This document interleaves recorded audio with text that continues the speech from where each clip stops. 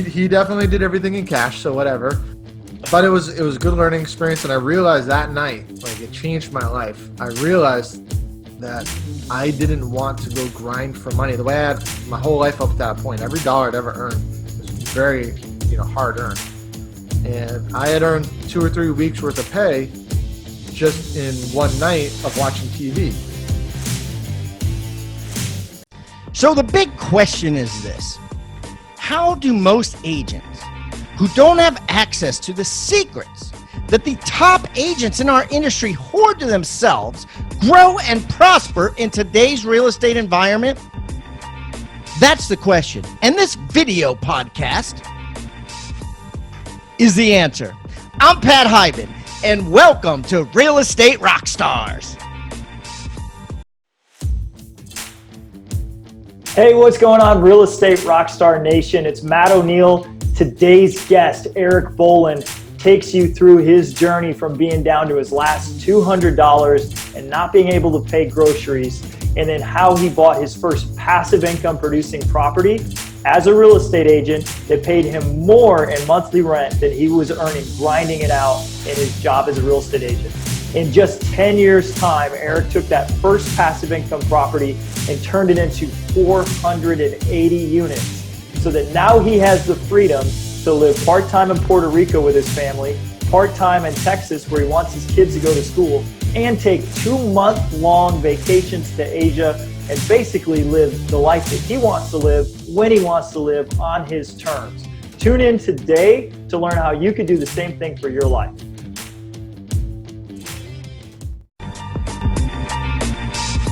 Do the math. It's worth every single dollar. That's a title of a comment that I got on my certified listing agent course from Rebus University. It's from Bill Reeg. This is what Bill says. Bill says, looking to take your listing presentation to the next level? I've closed 100 appointments since I took Pat's certified listing agent course. 5 appointments, 5 new clients, 60 days. Boom, do the math. It's worth every single dollar.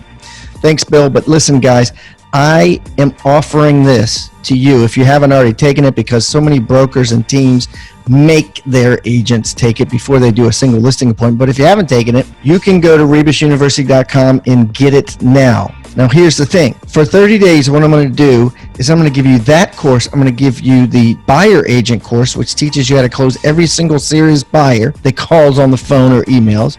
The certified team agent course is taught by Jeff Cohn, one of America's top agents, on how to build a team from zero to hero to hundreds and hundreds of units every year, step by step. It's like a 12-hour course, plus 7 other courses. Yes, you heard that right.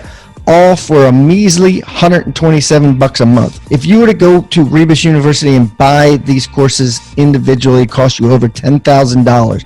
But today, if you go to futureofrealestatetraining.com, that's futureofrealestatetraining.com, you'll learn what Bill Reeg did, which is how to close 100% of the listing appointments you go on. Quite impressive. And you'll learn all the other incredible details provided in the 11 5-star courses that are offered. Yeah, it's like all-you-can-eat bazaar. You go in now and you pay $127 a month. If you can eat all 11 courses in 1 month, that's all you pay is $197. This is a bargain, guys. Get it now. futureofrealestatetraining.com.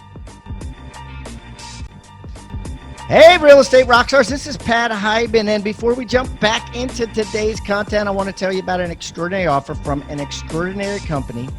I'm talking about My Outdesk. If you haven't heard of My Outdesk, basically they are a virtual assistant company, a VA company that specializes in virtual assistants for real estate agents. Yeah, I'm talking about transaction coordinators, marketing assistants. I'm talking about ISAs, inside sales agents that prospect thousands and thousands of seller leads and buyer lead follow-ups. I mean, these guys are trained in this stuff specifically.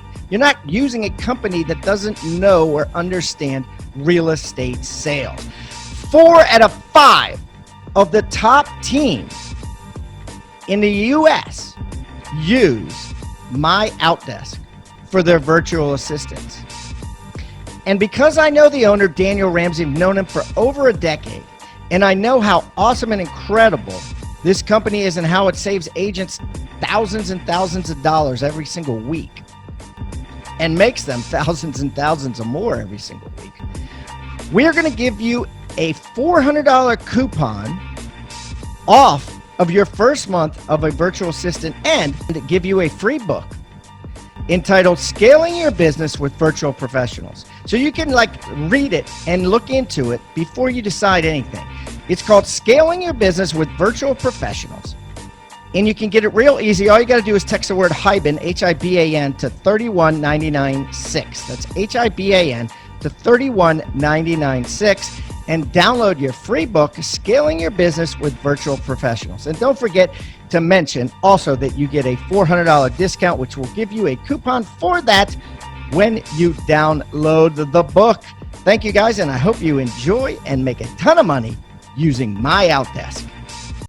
Rockstar Nation, thanks so much for listening. Don't forget to stay to the end, where our guests will be offering a free gift. As you know, all of our guests offer a free gift, and all of these gifts can be found on the Agent Success Toolbox. You could find that by going to hibandigital.com/toolbox or simply texting the word toolbox to 444-999. That's toolbox to 444-999. I am going to put today's free gift in today's show notes, but if you want all of them, including gifts from most of our guests that have come on the show, just go to the Agent Success Toolbox.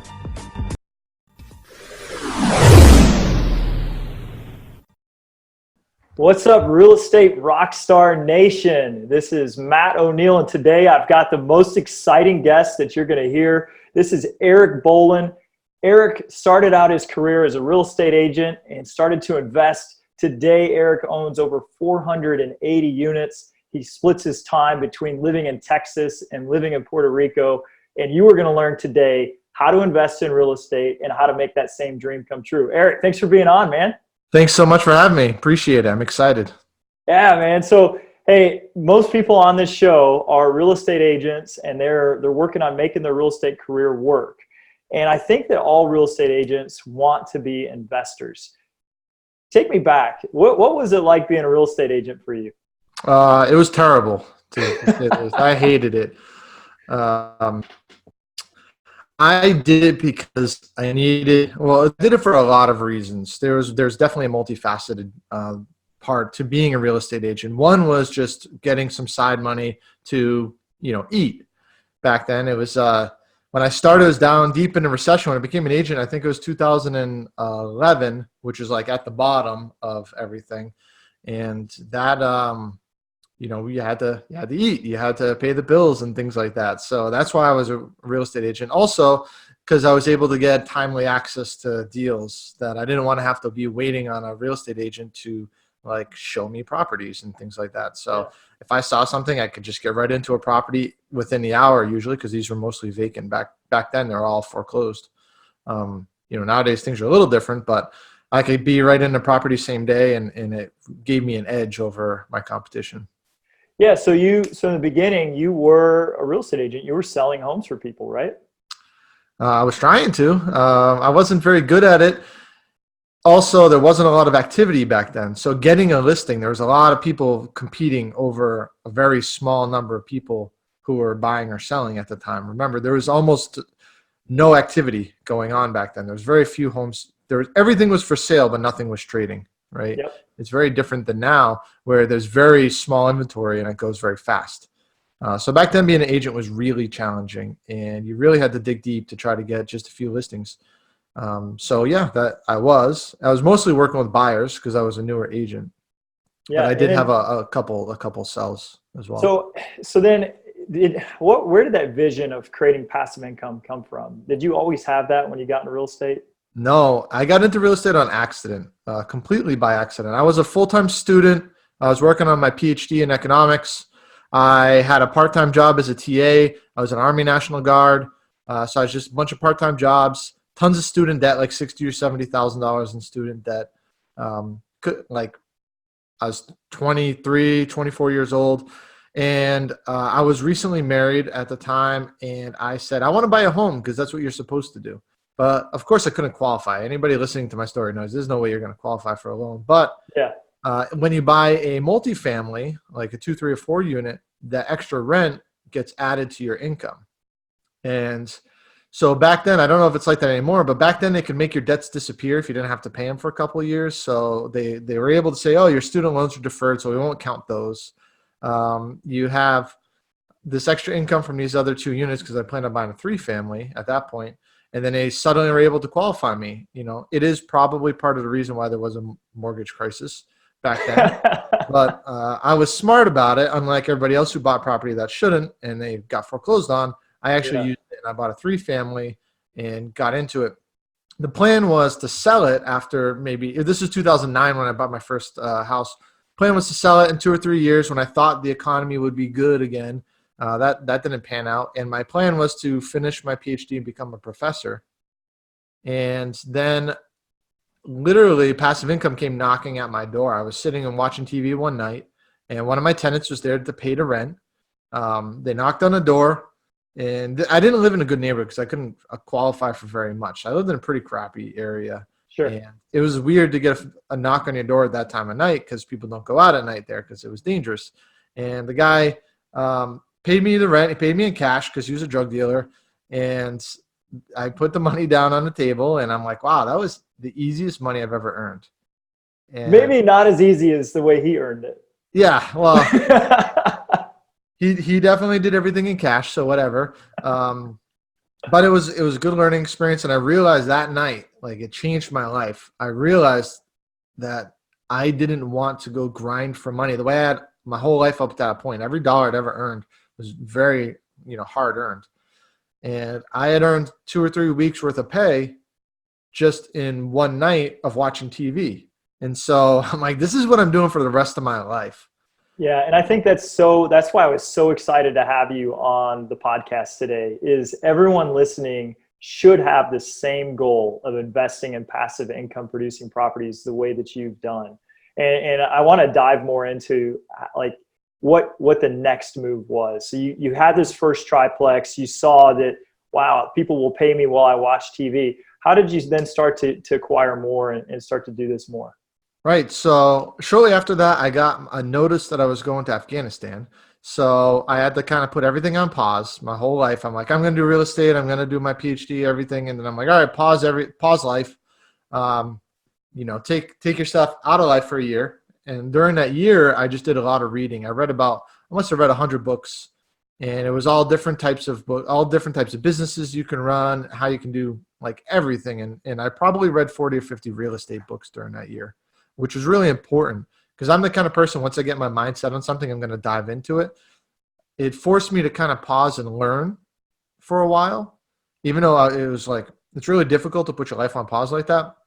Taking that time and actually learning about what you're going to be doing is really important. So then I came back from Afghanistan in 2011, and I had saved up a bunch of money as well. And I said, all right, now I'm going to dive into real estate. That's when I got my real estate agent license. That's the first thing I did. And then I bought I just took all of my cash and I borrowed money from a friend and maxed out all of my credit cards, and I bought a property as a flip. For some reason in my head, passive income meant house flipping. Definitely right. not the case, but in my head at the time, that's what I was going to do. And house flipping is definitely a full-time job. That is definitely what I would call vertical income because it's a hard job. Oh yeah. Yeah. So did you flip your first house then? Yes, I did. I did flip that house and realized I hated it. And then I bought a 4-family after that. Smart.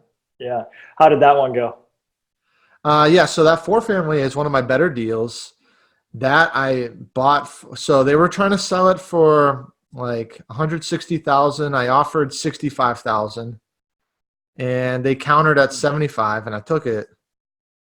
And this was a distress type situation. There was a mother who had retired to Florida. Her son was supposed to be living there taking care of it, but he became a heroin addict, and he basically just rented it out for drug money. And so I had bad tenants, decent area, decent spot, like not the best spot in the world, but not a bad spot. But he was the worst tenant on the whole street, and it was his house, right? So, so that's why I got it. She just wanted to like do this with her property, even her own son. She didn't care. And she just wanted to cash out. So that was a Yeah, yeah. And so you made a low offer in a bad market and ended up picking up a really good deal. What kind of cash flow did you see from that? yeah. So I still own that property today. So it's been what 8 9 years or something. And let's see. At the time, I bought it for 75. I put about 15,000 worth of work into it. I bought a new heat. It's a 4-family. It needed one new heating system, and I refinished a bunch of floors.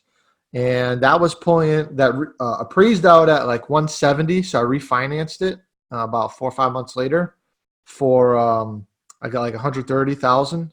So I pulled like 40,000 in my pocket. So I paid off the original amount to buy it, which was my own cash anyway. Paid that off and then put an extra like 40K in my pocket, and it was cash flowing something like $2,000 a month.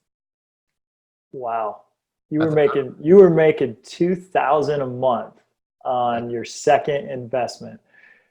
That must have opened your eyes to, man, this could be really great if I keep at it. Well, that's life-changing money. That's life-changing money for just about anybody. It doesn't Sure. matter if you're earning 50,000 a year or 200,000 a year. $2,000 a month extra is life-changing, and that is when things started to get easy. Like before that, I remember one point where I had like $200 in the bank and I couldn't buy groceries, and I was starting to get I wasn't late on any of my bills, but I was starting to get those letters. It's like because they saw all my credit cards maxed out. And so they're like, "Hey, do you like? Are you going to be facing bankruptcy, like, or foreclosure?" And I'm starting to get those letters, and it wasn't good. I never missed a payment; everything was on time. But like, I was like, "All right, this is really bad." Yeah, and so you get this influx of cash, and then now groceries are okay, the bills are okay. You know that hey, if I continue at this, I could grow more passive income than all of my expenses, and I could truly live anywhere I want in the world and be free from anything. Yeah, you would think that's what you would be thinking at the time, but I'm kind of a glutton for pain, so I bought like 2 more properties, and I had no money again. Yeah. Yeah. Well, but you had that extra 40 grand. You had that extra 40 grand. You needed to go buy 2 more. Well, exactly. I had all my money back plus all that extra money, and then that allowed me to do more projects. And I never really got as bad of a situation as that. But I had basically tied up all of my money all the time for like another 5 years after that. I always felt very poor because every dollar, it's like an addiction for a while. Every dollar I had to buy more real estate with it. I love that you said it's like an addiction. It's I read Be Obsessed or Be Average. And I just Cardone. That's Grant Cardone's book. Yeah. And I just love that thought of just be obsessed. You don't get to 480 units like you have unless you are absolutely obsessed to do it. So you were reinvesting everything you had, but you also, I know you said that you had just gotten married around the same time. So how are you able to spend this money when it might have been needed for the family? How did you balance that? Fortunately, she was on board with me reluctantly at the beginning. I think she took pity on me because I just got back from Afghanistan. So she's like, do whatever you want, whatever you feel like you need for your life or whatever. And so I was able to spend the life savings. She did cry a lot about the money, but she always said, go ahead. So I got to give her credit for that. But it was very reluctant at the beginning until I started earning money in it. And then she was like, oh, okay, this makes good money. Now this is real. I think what you just hit on is a real barrier to people investing. There's all this fear. You had your own fear and doubt, I'm sure.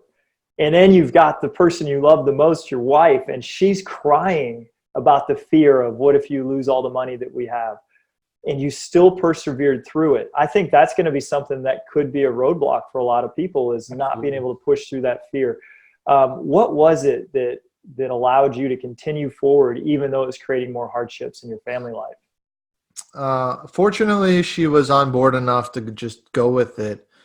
But the big part at the beginning, and I don't do it anymore, but I was a meticulous planner. And a lot of that came from my military background. I had planned everything almost down to the penny. Some of those original budgets were like dollar accurate. It's unbelievable. Like nowadays, it's just like 5,000 here, 2,000 there, whatever. But then it was like I measured every foot and calculated every material, and the labor could change. Some things were unaccounted for, but it was like really spot on. And then I knew I was going to get a certain amount of money left in the bank, and I knew I was only going to have $200 in the bank account for that period of time during the sale of the first flip before the purchase of the next one. Like I knew that. So it was all part of the plan. It just wasn't comfortable. Yeah, I love that too. You lived uncomfortably to be able to find a way to live really comfortably. Let's dive a little bit more into it. So what do you think the difference is between those who make it and the majority of people who give this a try and give up? A couple things. The biggest one is mindset. That's one thing that I've realized over the years is that most of what holds a person back is inside their own head. And a lot of that comes from the people around them who want them. They're not necessarily malicious in any way. They want them to be successful, but they tend to tell them, that's dangerous, or just follow in my footsteps. Look, I'm doing fine. Or, isn't that really risky? Or if that, like a common one, if that was so easy, everybody would do it, right? Like, yeah, sure. So a lot of that comes into your own self-doubts, that comes inside your own head. And the best way to overcome that is to surround yourself with other people who have the mindset that you want to have. So go to networking events, or listen to podcasts, read books. Sometimes that can feel distant because it may not feel real to you. So you go to your local networking events or to conferences, fly to a conference somewhere, for example. I've been to dozens and dozens of them. And just ingrain yourself for 2-3 days at a time with people that are the way that you want to be. And that's probably the number one most important thing. Number two would be planning, making sure that you actually, when you're about to buy a property, make a really good, solid plan. That will help alleviate a lot of your fears.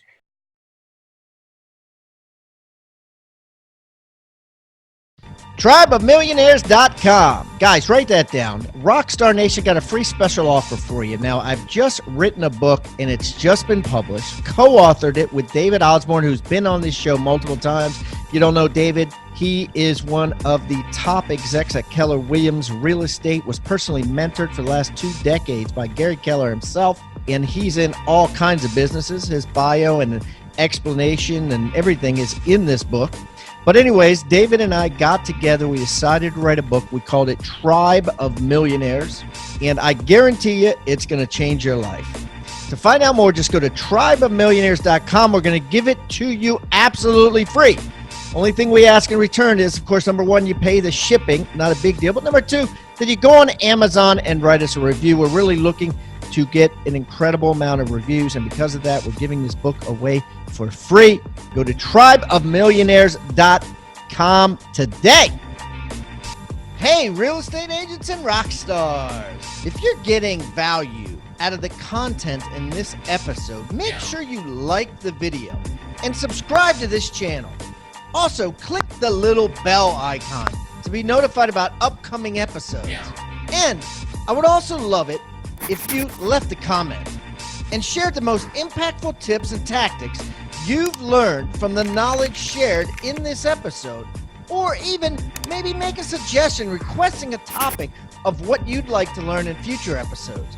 I welcome any feedback below. Now, back to the episode.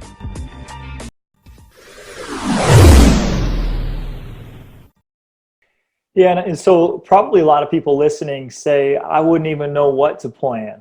And you figured it out so that you knew exactly how to count the money and how to make sure that the expenses were accurate and the income was going to be accurate. How did you get that education before you started?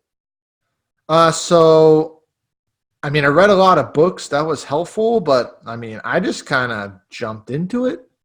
I didn't know what things were going to cost. I would just go to the store. I bought books. I don't think I have any of them anymore, but I would buy a book like on how to install Windows back before like YouTube existed, but it wasn't like it was now where you could just YouTube search like how to install a window. Like I'd buy books on installing flooring and doing handyman stuff.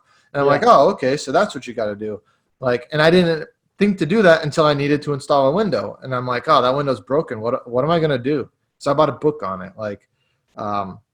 I don't know. And then I'd just go to the Home Depot and I would say, I need to install a window. And then the contractor, there's usually people with some level of experience working there. They'd be like, oh yeah, you're going to need this, this, this, and this, and you're going to need these tools. And you can calculate those things out. I would spend I felt like I spent half my life at Home Depot, just going around and looking at the materials and talking to the people there and comparing everything and then reading my stupid books. They weren't stupid. Yeah, they ended up working. Ended up working out fantastic for you. They were changing your mindset to belief that you could do it. So I think one of the things we just hit on is early on, you were actually installing windows, you were installing flooring, you were fixing leaky pipes, you were changing out toilets, and you didn't know how. You didn't have those skills, and so you just did what it took. Yeah. So my approach back then was I wanted to do everything myself once before I hired people to do it. Unless it was something that I had to hire people, like if you had pull permits, you need an electrician to do stuff, whatever, like you have to do that. But then I was usually finding an electrician that I liked, and we would sit there and talk about electrical stuff for 2 hours as he's doing it. I'd help him. And so I was learning it in the process, or the plumber, right? Like, I would just sit there on the stairs. He's just doing his stuff. And like when he wanted help, I'd help, and so I'm really learning these trades at the time. And then I felt like I was in a much better position to hire people. You don't have to do that, but by doing that, I knew which contractors were like BSing me about things and which ones weren't. Yeah, and then you could keep your costs down because you knew what a job really took and what it really cost. Absolutely. So now, one of the questions I wanted to ask is, I live in a town that's Charleston, South Carolina. Prices are higher. They're rising. There's other people who live in San Diego, New York. How when it's not a town where you could just buy cash flowing properties immediately, how do you invest in those areas? Yeah, so you don't actually have to invest in those areas. There's different methods of investing. There's appreciation or value investing. There's cash flow investing, and then you got hybrid, everything in between. And I invest for cash flow because you can't eat appreciation until you sell it. So what you need is monthly cash flow. So not all markets are meant for cash flow investing where you're trying to build up. You can't retire off of that appreciation, right? So how you do it is you look almost every single city in this country within a 2 or 3 hour drive is going to be a city or a group of towns or a county or something that has something that's a little bit more positive on the cash flow. It's got a little bit lower price and a higher rent compared to that price. And so that's where you can start. If you don't live in a state that you want to invest in, like a lot of Californians don't want to invest in California or because of the really negative landlord laws that are there, then it's okay to pick a market elsewhere and buy in other cities. Like one of my came to my event, one of my clients, one of my students, lived in Korea and bought, I think, 20 cash flowing single family homes while he lived in Korea. So if one person can buy property from across the planet and make it over the course of many years, I think you can live in California and buy in Florida or wherever. Yeah. And, I love that you're just taking that limiting mindset off the table. And I agree with you. If you want to make this happen, you can definitely make it happen. But I like what you said, that there's always within 2 or 3 hour drive, a cash flowing area that you could get to, that you could really understand. And if you can get to an investment in 2 hours, then you can definitely go check things out and purchase properties that are going to work for you. Absolutely. In fact, if it hits up on the market today, you could drive there and you could be putting in the first offer, so you could be competing really quickly. Take me through what you would call your worst investment. What was the worst deal you ever did? Yeah, the worst deal I ever did would have to be that first flip. It was terrible. So fortunately I hired contractors on it. I didn't do a lot of the work myself. And it was about 6 months worth of time though.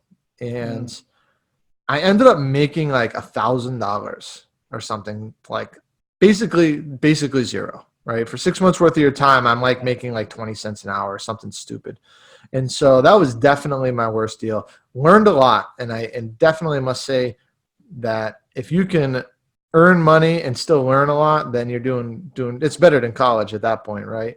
Sure. So that was definitely my worst deal. And that's also what made me realize that I hate house flipping. Yeah. Yeah, but that experience taught you a tremendous amount. And so even though you say that it was your worst deal, maybe that deal catapulted you into new things because of how much you learned. And it set you on this path to getting to where you are today. Absolutely. Every negative experience I've ever had has become something positive. I've learned from everything, and I've lost, I don't know, at least six figures or more in mistakes over the years, and probably more at this point. And every single one has definitely taught me something and put me in a better position than now.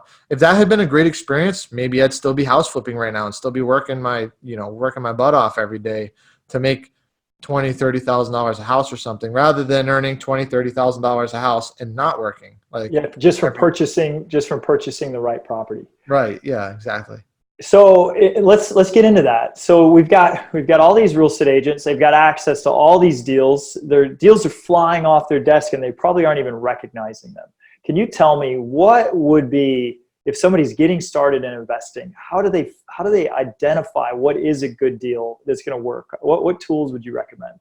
Yeah. So the first thing that you need to know is you need to know your criteria, because everybody invests differently. Everybody has something different.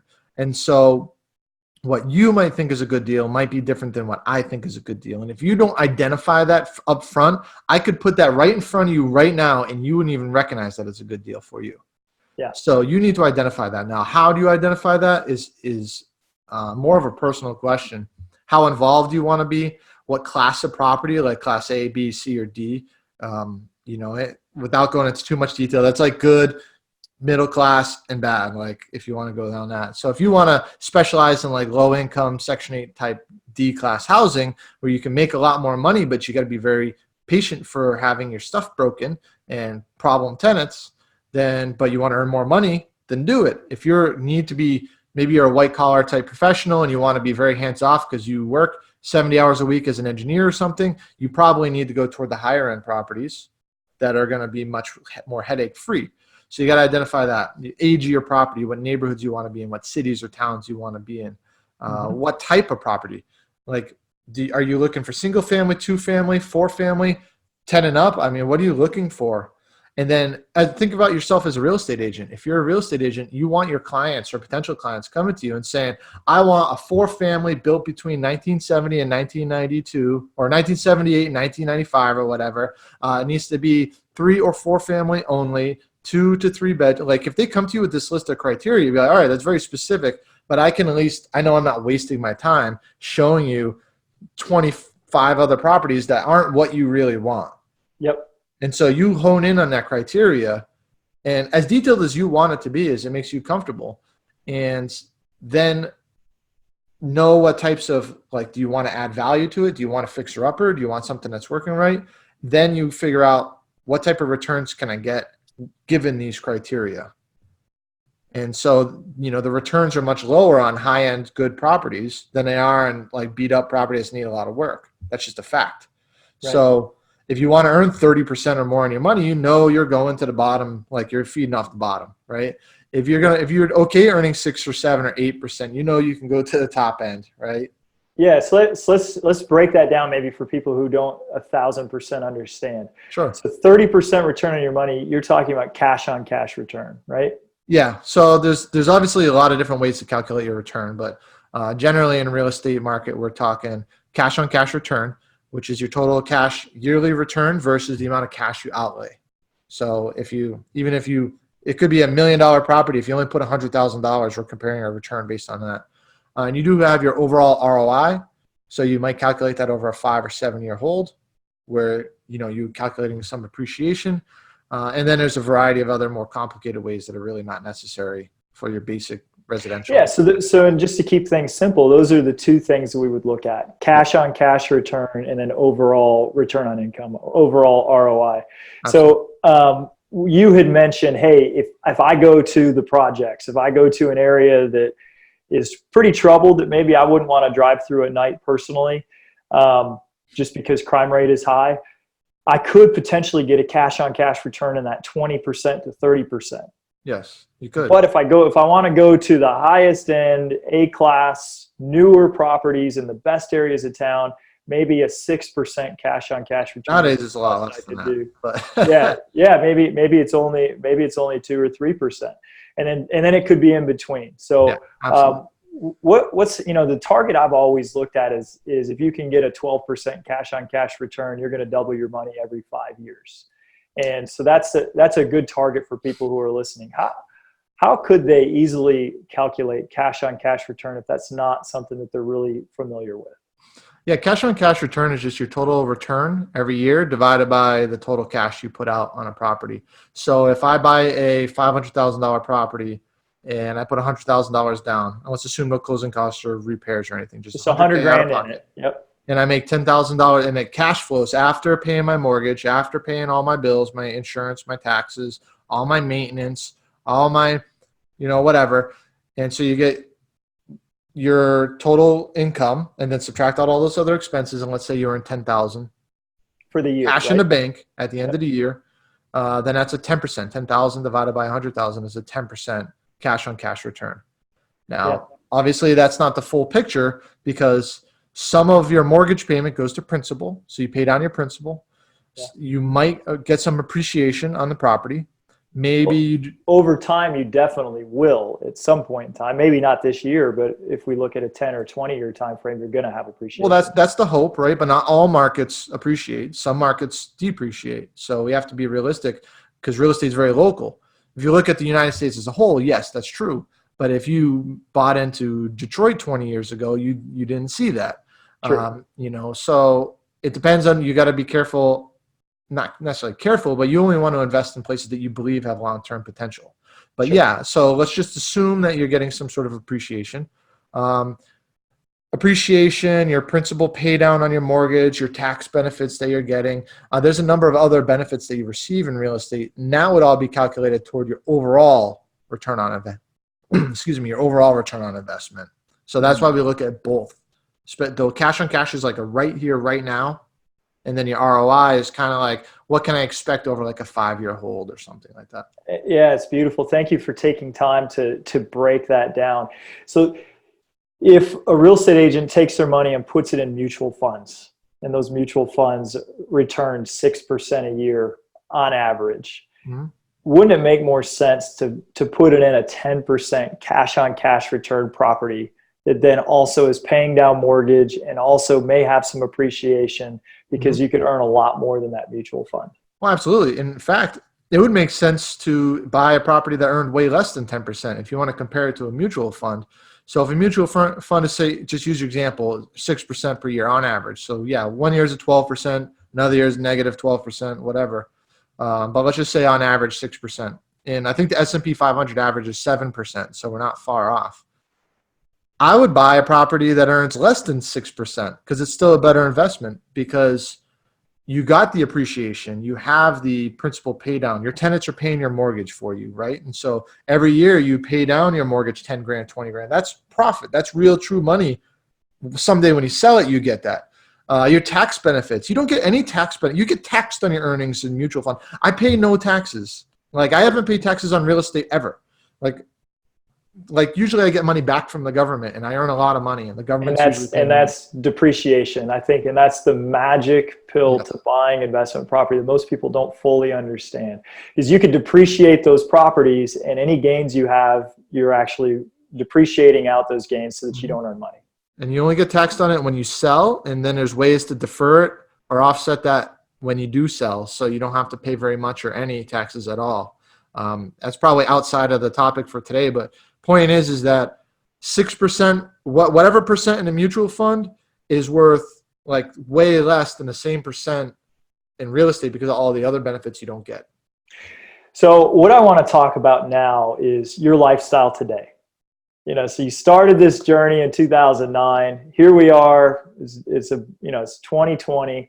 It's been an 11-year journey for you. You have 480 units. You're living part-time in Puerto Rico, part-time in Texas. You got a beautiful family. Just describe to me, what's it like to be you now? What's it like to be me? Oh my God, I got to talk positive about me. So it's not always good. There's always ups and downs in anything you do in business. So I like to travel a lot. So I spent 2 months in Asia recording this in 2019. So this year I spent 2 months in Asia, China, South Korea, Indonesia, and Taiwan, sorry. And next year, my goal is to go to Thailand and a couple others. And so I travel a lot And then this year I decided to start going to Puerto Rico. And so I ended up pulling the trigger and doing Puerto Rico half time.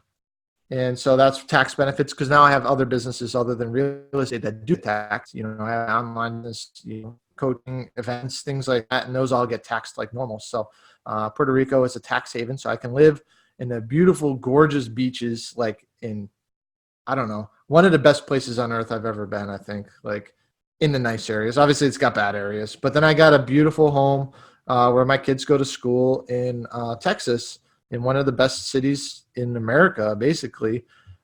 If you look at every top 10 city in the U.S., it's in like the top 5 on every single list. And so I'm in one of the best places, I guess, to have a family. And so I just live where I want to live, travel where I want to travel, and do what I want to do. Sounds sexy. It's kind of boring sometimes. When you don't have anything that you need to do on any particular day, sometimes you don't do anything, and then you feel like you're being lazy. And that's why I started my like online businesses and stuff, because it gave me something to focus on day to day.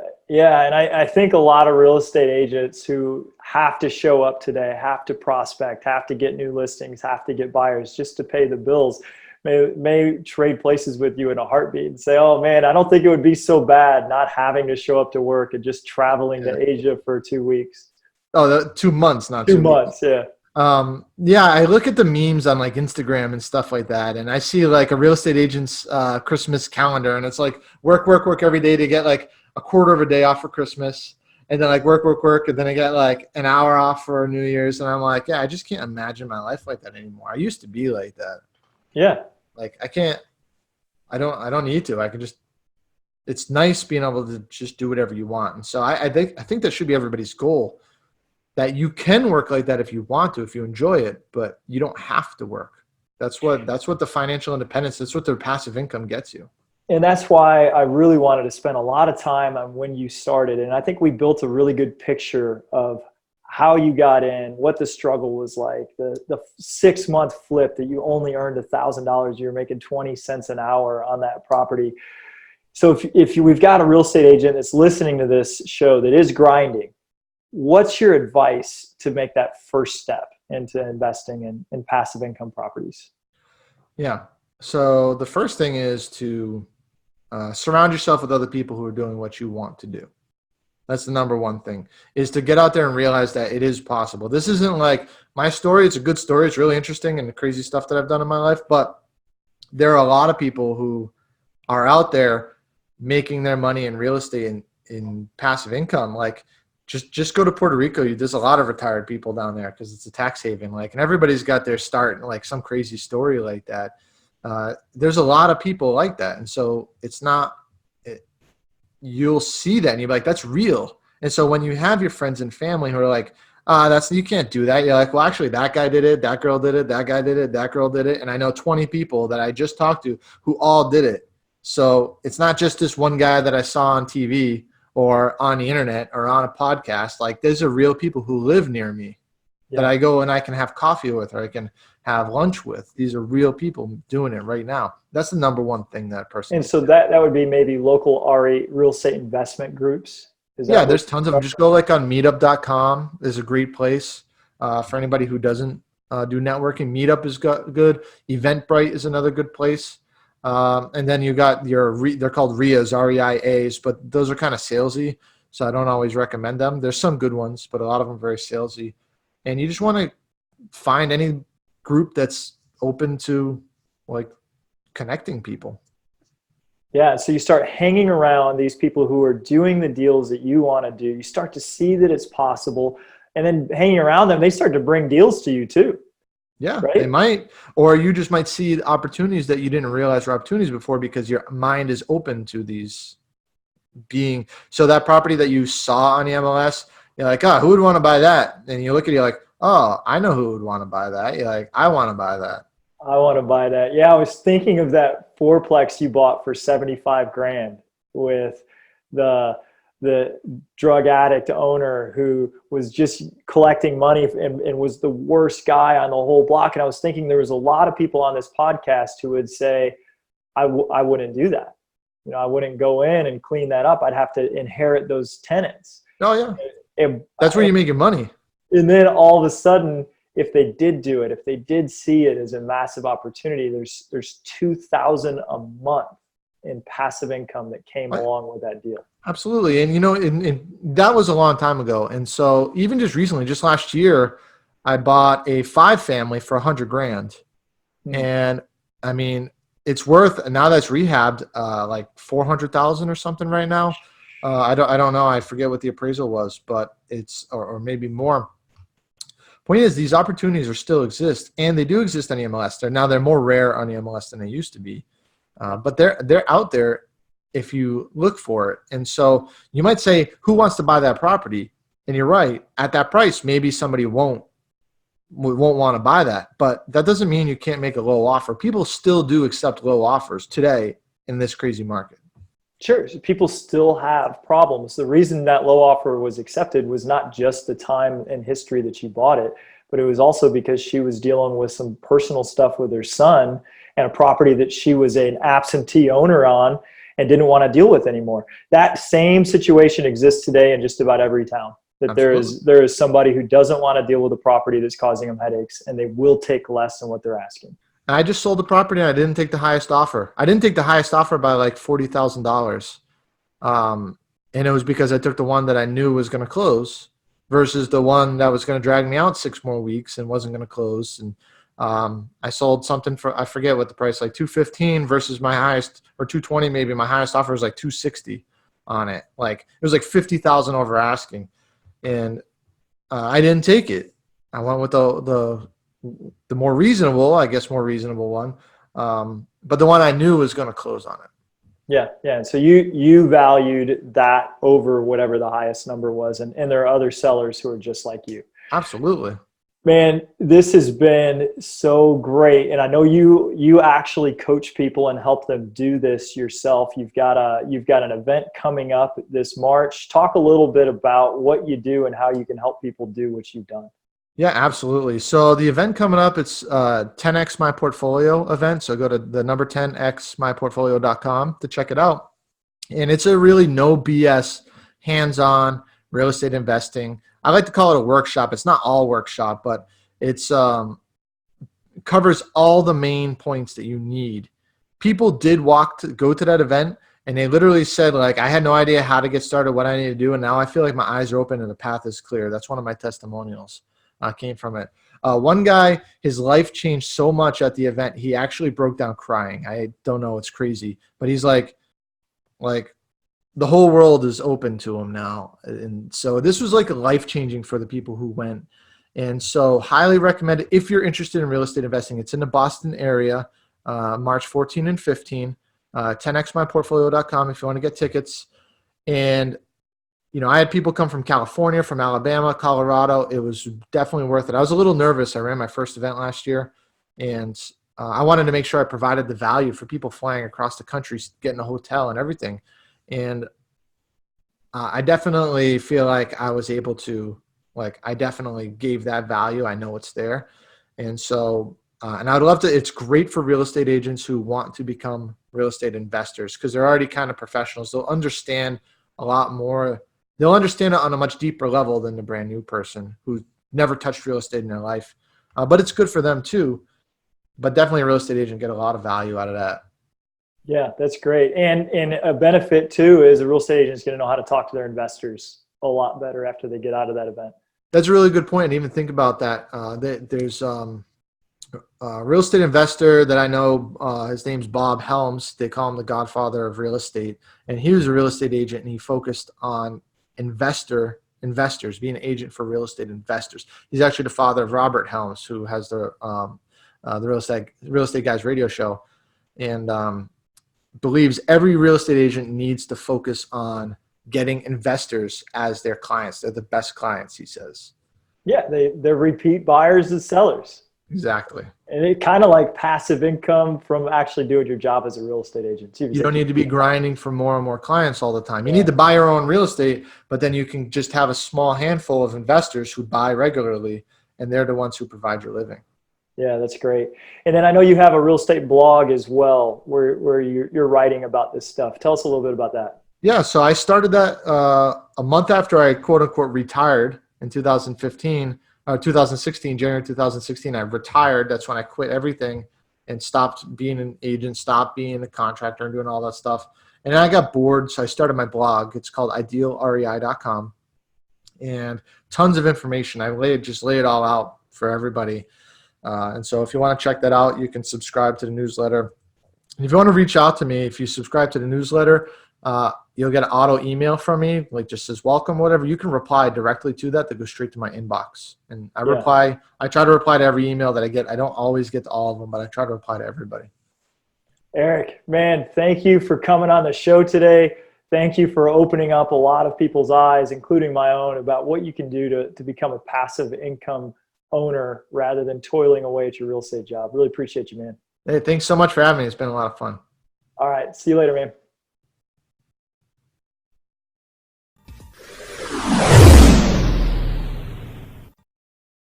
I want you to think about the word toolbox. What is a toolbox? A toolbox is a box full of tools that you use to build something great. At Real Estate Rockstars, we've created our own free toolbox. So everybody that comes on the show as a guest brings a tool with them, and we plow them all into this toolbox, and we give it away for our viewing audience to basically use as they wish. Everything we put in there is an actionable item that can be downloaded, can be printed, can be used immediately. And we got things like scripts and dialogues, checklists for teams, checklists to keep agents accountable, referral forms that are filled out at settlement to get referrals by your buyers and sellers. Everything you can think of that you could use on a regular basis about real estate is included in this toolbox. And it's helping agents worldwide sell more houses and make their jobs a lot easier and processes much more efficient. And the thing is, it's absolutely free.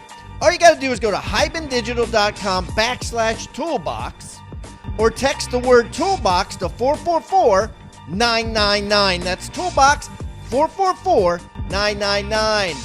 Do it now. Rockstar Nation, thank you for listening to Real Estate Rockstars. Listen, I need a favor. If you find this free content helpful, if you find our downloadable items from each guest helpful, please, I need you to pull out your pointing finger. Yes, the one finger that points at people, and hit subscribe. Yes, subscribe. The more subscribers we get, the better we look in the ratings, and the easier it is to get guests like Robert Kiyosaki, Barbara Corcoran, all the players that are on $1 million listing in the different cities. All that stuff makes it easier the more subscribers we get, so please subscribe. And listen, there's a lot of places you can leave comments. There's a lot of places you can like. We're on Facebook. We have an Instagram page. Instagram page is I am Pat Hyben. The Facebook is Real Estate Rockstars Radio. Feel free to leave us comments there. The most popular form of commenting seems to happen on YouTube. Yes, for whatever reason, it's a very open environment. So just go to YouTube and go to Real Estate Rockstars Radio. Leave us comments there. Some of them we will read on the show. We love your feedback. So thanks, guys, and I hope you are having a great day. Oh, and also, listen, if you're going to subscribe and you haven't already left a review on iTunes, please do that too. Have a great day, and thanks so much, Rockstar Nation. I really appreciate you.